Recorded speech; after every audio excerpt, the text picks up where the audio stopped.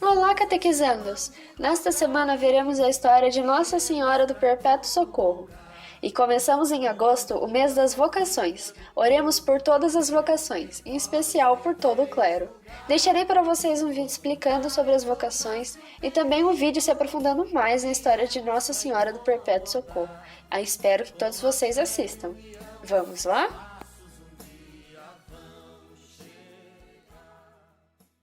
Em nome do Pai, do Filho e do Espírito Santo. Amém. Catequista, catequizando, que Deus te abençoe com a graça da saúde e da paz, harmonia, concórdia a toda a família. Feliz Dia dos Pais a todos os pais do nosso grupo, da nossa catequese. Deus te abençoe.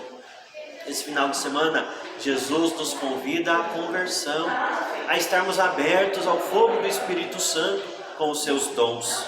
Também nesta semana, dia 15, celebramos Nossa Senhora do Perpétuo Socorro, que possamos abrir o nosso coração para que ela seja realmente o nosso perpétuo socorro. E no próximo final de semana, Nossa Senhora assunta ao céu de corpo e alma. Que Nossa Senhora nos abençoe nesse mês vocacional. Em nome do Pai, do Filho e do Espírito Santo. Amém. Amigos e amigas, hoje dia 26 de outubro, quinta-feira, a igreja coloca para nós a sequência do Evangelho de São Lucas, capítulo 12, nesta semana. Né?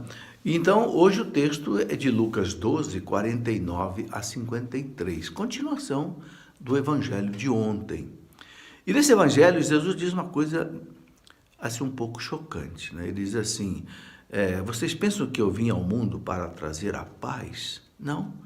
Eu vim para lançar fogo na terra.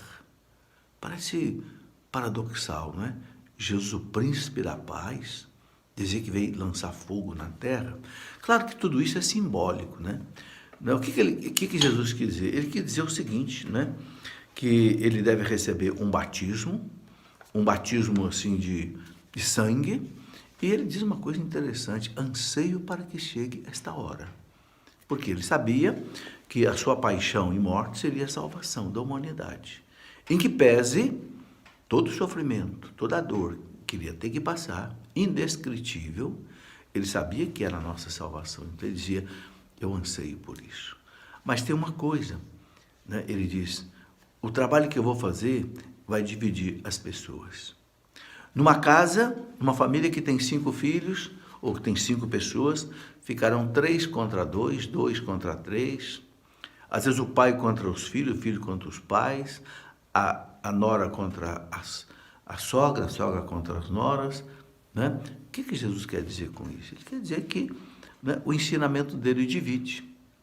Aqueles que abraçam, né, o ensinamento de Jesus, né, vivem de acordo com esse ensinamento. Aqueles que não abraçam, vivem de maneira diferente. Aí surge o conflito. Conflito entre marido e mulher, conflito entre pais e filhos, conflito entre, como Jesus diz aqui, as pessoas da família. Né? Então, isso é um sofrimento para nós. Por isso Jesus que ele veio lançar fogo na terra. Ou seja, essas divisões que acontecem. Evidentemente, nós temos que amar as nossas famílias. Deus não pede de jeito nenhum que a gente provoque conflito dentro da família, não. Né? Eu me lembro da passagem de São Paulo a Timóteo, na primeira carta, né? São Paulo fala para Timóteo, aquele que descuida dos seus familiares é pior do que um infiel. Aquele que descuida dos seus familiares é pior do que um infiel. Então, nós não devemos de forma alguma, né, alimentar, fomentar as divisões que possam existir dentro da família por causa da nossa fé. Não. Nós temos que ter paciência com aqueles que não aceitam a nossa fé. Irmão, esposo, esposa, filho, filha, genro, nora. Temos que ter paciência, rezar por essas pessoas, fazer penitência por elas, porque a penitência é uma alavanca, né, que muda o coração da pessoa. Jesus recomenda jejum, esmola, oração, remédios contra o pecado. Nunca brigar com uma pessoa que não aceita Jesus, não, rezar por ela, conversar com ela. Nunca fechar as portas para essa pessoa, as portas do diálogo, não. Oferecer, quem sabe, um bom livro para essa pessoa ler, convidar para um encontro, né? Muita pessoa não se abriu ainda para Deus porque não teve, às vezes, a oportunidade. E a gente traz a pessoa para Deus primeiro, meus irmãos, pelo amor. Antes de você dizer para a pessoa, Jesus te ama, você tem que dizer, eu te amo. E provar que você ama. Com sua paciência, com sua bondade, com sua compreensão, com sua generosidade. Quando ela experimentar em você o amor de Deus, ela vai querer conhecer o Deus do amor. Quem mandou? Roubou Nossa Senhora e agora estava preocupado que ia ser castigado. Mas também estava no navio, as ondas se levantavam, batiam contra ele, a tempestade e o navio ameaçava sossobrar nas águas do oceano. Também tinha roubado Nossa Senhora. Se você quer conhecer essa história, então nos acompanhe no programa Esplendores de Maria do dia de hoje. O Maria Virgo pia, plena Dei gratia. Salve Maria, eu sou o Padre Felipe Garcia e hoje eu tenho a alegria de contar a história da invocação de hoje, que é Nossa Senhora do Perpétuo Socorro. Mas como é que essa história roubou Nossa Senhora? Sim, esse quadro nós não sabemos quem pintou, quando pintou e nem como pintou. A primeira notícia que nós temos dele é em Creta, ali a ilha do sul da Grécia. E esse quadro fazia muitos milagres, estava numa igreja, muitos milagres, até que um mercador, percebendo que seria muito bom para ele ter um quadro que fazia milagres, ele nada mais nada menos roubou o quadro. Mas ele temeu ser acusado e ele tomou um navio em direção a Roma. E então aconteceu o episódio que acabamos de contar. Os marinheiros todos preocupados que o navio ia afundar mesmo, fizeram promessas, votos a Deus, a Nossa Senhora, de que por favor livrassem a eles todos daquela tempestade. Isso foi no século XV. E aconteceu que a tempestade se acalmou, as ondas se serenaram e o navio chegou até a costa da Itália. O mercador não falou nada, manteve o segredo ainda, mas ele tinha feito uma promessa também à Nossa Senhora de que ia fazer as pazes com ela. Chegando em Roma, ele adoeceu profundamente e ele se encontrou com um amigo romano e disse: por favor, cuide de mim, mas sobretudo agora que eu estou nas portas da morte, eu queria lhe contar um segredo. E contou toda a história do furto dele e entregou o quadro à Nossa Senhora antes de morrer, pedindo ao amigo que, por favor, prometesse a ele de que ia devolver o quadro para uma igreja. Morreu. O mercador, ladrão, cretense, faleceu. O romano viu aquele quadro muito bonito, comentou com a esposa dele e disse: olha, meu amigo entregou um quadro que foi furtado. E a esposa: não, esse quadro fica conosco. Toda a família tem quadros de Nossa Senhora e nós o vamos ter. Ainda que seja miraculoso, deixa ele na nossa casa. Ficou por aí. Foi o segundo furto do quadro. Tá bem, naquela noite, o romano teve um sonho. Nossa Senhora apareceu para ele dizendo: meu filho, por favor, eu quero ser venerado numa igreja. Por favor, entregue para os padres. Ele acordou, contou para a esposa, e a esposa riu dele, ridicularizou. Você acredita em sonhos? Isso é bobagem. E o romano aceitou. Tá bem, já que minha esposa não quer. Passaram-se alguns dias, um segundo sonho, Nossa Senhora alertando. Ele não deu crédito. Mais alguns dias, um terceiro sonho, e já com uma ameaça. Meu filho, se você não entregar o quadro, algo de muito grave vai lhe acontecer. Ele também não deu crédito. Passaram alguns dias, Nossa Senhora apareceu pela última vez em sonho e disse: já que eu não posso sair dessa casa, você tem que sair primeiro. Na tarde do dia seguinte, o romano faleceu.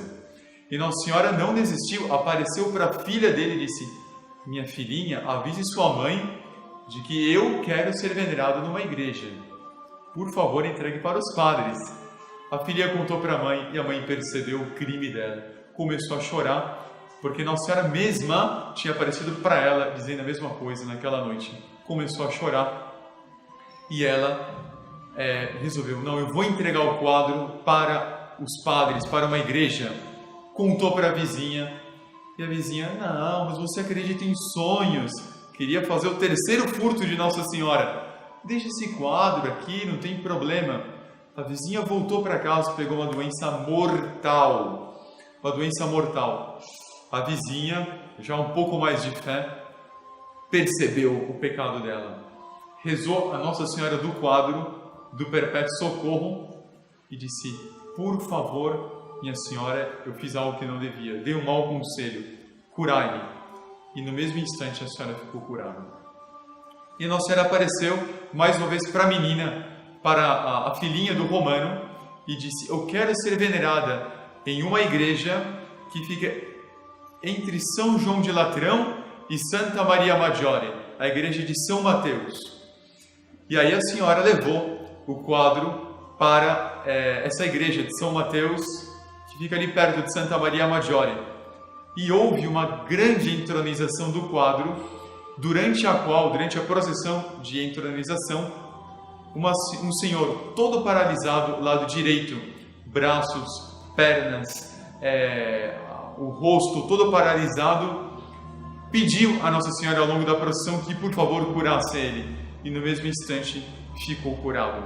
Nossa Senhora do Perpétuo Socorro. A história continua muito, mas infelizmente nosso vídeo não pode ser muito longo. Talvez numa próxima oportunidade podemos contar. Só que eu gostaria de chamar a atenção para alguns detalhes do quadro, tá bem? Podem perceber que o menino Jesus está com as mãozinhas assim e Nossa Senhora está cobrindo as mãos do menino Jesus com as mãos dela. Isso tem um grande símbolo para nós. Que simbolismo é esse? Deus, as mãos do menino Deus, do homem Deus, governam a história, são símbolo do poder de Deus governador. No entanto, Nossa Senhora cobre as mãos do homem Deus. Deus quis fazer-se submisso a Nossa Senhora. Portanto, o governo de Deus na história tem um nome, Maria Santíssima. Maria Santíssima, as mãos de Deus protegem, amparam e como que respeitosamente arrancam de Deus, pela mediação universal, aquilo que ela deseja para a salvação dos homens. Nossa Senhora cobre as mãozinhas do menino Jesus, as mãos que governam o universo. E outro detalhe que eu gostaria de contar, que é muito bonito, são os pezinhos do menino Jesus. E podem ver que no pezinho tem uma sandália que está presa por um fio. A sandália está quase caindo, mas está presa nos pés do menino por um fio. E Dr. Plínio Correia de Oliveira comentava que é muito simbólico. Essa sandália que está presa, quase caindo, simboliza o pecador que está preso por um fio a Deus. Esse fio se chama devoção a Nossa Senhora. Então, Nossa Senhora do Perpétuo Socorro, aquele socorro que nunca acaba, que está perpetuamente ajudando os pecadores. E é uma consolação para nós, porque aconteça o que acontecer, peque como pecar, nós estamos presos a Deus por um fio, chamado devoção a Nossa Senhora. E que fio? É um fio que é mais forte do que todo o universo. Então tenhamos confiança, rezemos a Nossa Senhora pedindo esse perpétuo socorro em nossas vidas. Que Nossa Senhora do Perpétuo Socorro lhes ajude muitíssimo. Salve Maria! É Jesus este pão de igualdade, viemos pra comungar com a luta sofrida do povo que quer ter voz, ter vez, lugar. Comungar é tornar-se um perigo, viemos pra incomodar. Com a fé e união nossos passos um dia vão chegar.